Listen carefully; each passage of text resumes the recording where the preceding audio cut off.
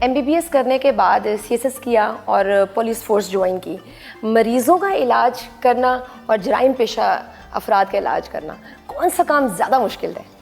Basically पहला सवाल तो ये कि क्यों ज्वाइन की पुलिस। MBBS करने के बाद पब्लिक सर्विस कमीशन का एग्ज़ाम नहीं हो रहा था, USMLE करके लोग बाहर जा रहे थे।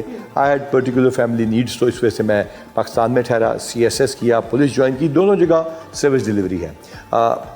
डॉक्टरी में भी आपने देखा होगा बहुत ज़्यादा आप खिदमत कर सकते हैं, और इसमें भी तो बेसिकली सिमिलर। ज़्यादा मुश्किल इस वजह से ये वाली चीज़ हो जाती है पुलिसिंग के अंदर, क्योंकि इसमें इंटरफेरेंसेस, प्रेशर्स और फजूल किस्म के वो चीज़ें आ जाती हैं जिनका कोई इंसाफ के असूल में रुकावट बनती है। आपको कभी ख्याल आया पुलिस ज्वाइन करने के बाद कि डॉक्टरी करते वही ठीक था? डॉक्टर यहाँ साथ साथ कर रहे हैं। अभी आपने देखा डॉक्टर इनाम साहब बता रहे थे कि हम मरीज़ों का कितना काम कर रहे हैं, 2 लाख की फोर्स है। इसके अलावा रूटीन में जो केसेस आते हैं उसमें भी आप देखते हैं कि लोगों की मदद हो जाती है। लेकिन जहाँ तक ताल्लुक है कि इस बात को रिग्रेट करने का, तो एक दिन पुलिस ज्वाइन करने के बाद हर इंसान IG के ओहदे तक नहीं पहुँच सकता। आपको गुमान था कि आप यहाँ तक पहुँच जाएंगे? मुझे नहीं था, मुझे बिल्कुल नहीं था। आप जब एकेडमी में होते हैं ना तो they train you for IG ship. वो बड़ा आपको ट्रेनिंग देते हैं, बड़ा आपको ग्रूम करते हैं, आप IG बनेंगे, आप IG बनेंगे।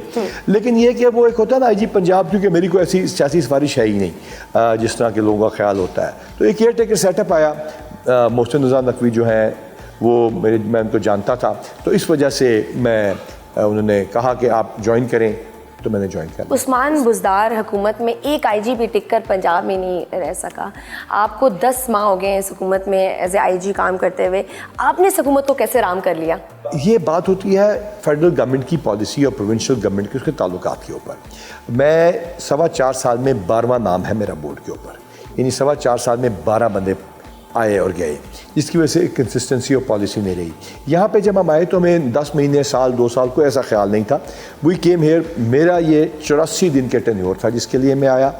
ये एक बहुत रिस्की बात थी कि मैं 84 डेज़ में चला जाऊँगा, और यही मेरा एसेट था कि इन 84 दिनों में मैंने सिस्टम्स को ठीक करना है, पेंडिंग प्रमोशंस को करना है, जो हमारी इन्वेस्टमेंट्स ख़राब हुई हुई हैं उनको ठीक करना है, और सबसे बढ़ के हमने अपनी पुलिस को मोटिवेट करके जेल करना है, और उसकी वजह से सर्विस डिलीवरी करानी है। That was my only aim. तो लिहाजा मैं 10 महीने, 12-14 महीने के लिए तो आया ही नहीं था।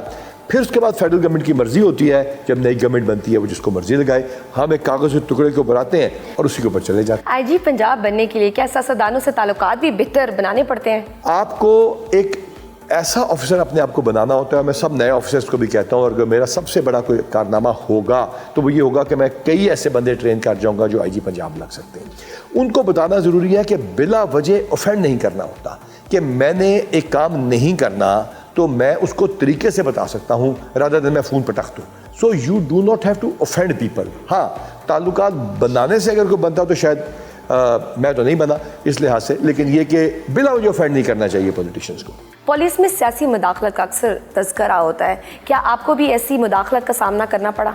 इस पोस्टिंग में तो 0%, क्योंकि ये मैं बड़े वाज़ेह अल्फाज में कहूँगा, सैयद मोहसिन रज़ा नकवी आपके सहाफ़त से भी उनका ताल्लुक़ है, उनको कोई ज़रूरत ही नहीं थी इस तरह के कोई काम करने की। जहाँ तक ताल्लुक़ है, उससे पहले फेडरल गवर्नमेंट एक और थी, लेकिन वो सियासी बात मैं नहीं करना चाहूँगा, लेकिन उस गवर्नमेंट ने भी बिल्कुल कभी एक दफ़ा भी नहीं किया। और यहाँ मैं बताना चाहूँगा, इससे पहले भी मैंने पोस्टिंग की है। मियाँ शहबाज शरीफ साहब की गवर्नमेंट में हम DPO रहे, RPO रहे, मुख्तलिफ पोस्टें की। वहाँ पर सिर्फ एक चीज़ होती थी, इंसाफ। हाँ, सख्ती होती थी कि जल्दी करो। अच्छा। और एक और शख्सियत का मैं नाम लेना चाहूँगा, चौधरी निसार, जिनके साथ मैंने 4 साल, उससे पहले मैं उनको नहीं जानता था, और डायरेक्टर FIA की 5 साल नौकरी करने के बाद मैं उनको नहीं जानता था। उसमें से 4 साल उनका टेन्योर था। उन्होंने मुझे कभी एक सियासी तो क्या, कभी एक टेलीफोन किसी काम के लिए भी नहीं किया। तो लिहाजा बहुत अच्छे पॉलिटिशियन भी मौजूद हैं। मेरे ख्याल से थोड़ा सा डिस्कनेक्ट बन जाता है, कुछ उधर से मिसअंडरस्टैंडिंग होती है, कुछ हमारी तरफ से भी गलतियां रह जाती होंगी। अक्सर सियासतदान जो पोजीशन में होते हैं वो पुलिस को या IG को धमकियां देते हैं कि हम अगर आए तो हम आपको छोड़ेंगे नहीं। तो क्या अगर वो जब इक़्तिदार में आते हैं तो ऐसा कुछ फेस करना पड़ता है बाद में? अगर मैंने आपको अर्ज़ किया ना, किसी के साथ कोई ज़्यादती हो जाए तो डेफिनेटली वो इंसान है, लेकिन पुलिस वालों को ये देखना चाहिए कि पॉलिटिशियन जो है वो 1.5 लाख वोट लेकर आया होता है, 70-80 हज़ार पे वो हारा होता है। 1 लाख सवा लाख लोगों ने उसके ऊपर ट्रस्ट किया होता है, उनके इश्यूज और प्रॉब्लम्स हैं। या तो कोई पुलिस अफसर ये गारंटी दे देना कि भाई मेरे होते हुए थानों में 100% इंसाफ हो रहा है, या मैं चीफ सेक्रेटरी बन गया हूँ तो मेरे एसीज और मेरे रेवेन्यू के अफसर 100% ठीक काम कर रहे हैं, या मेरे अस्पतालों में 100% ठीक काम हो रहा है। ऐसा नहीं है। लोग उन तक जाते हैं, सही लोग भी, गलत लोग भी। पॉलिटिशियन के लिए मजबूरी है कि उसको हर बंदे को एंटरटेन करना पड़ता है, और उसको जो फिर आगे डील करना है वो फिर सरकारी मुलाजिम के ऊपर आता है कि उसको किस तरीके से डील करता है।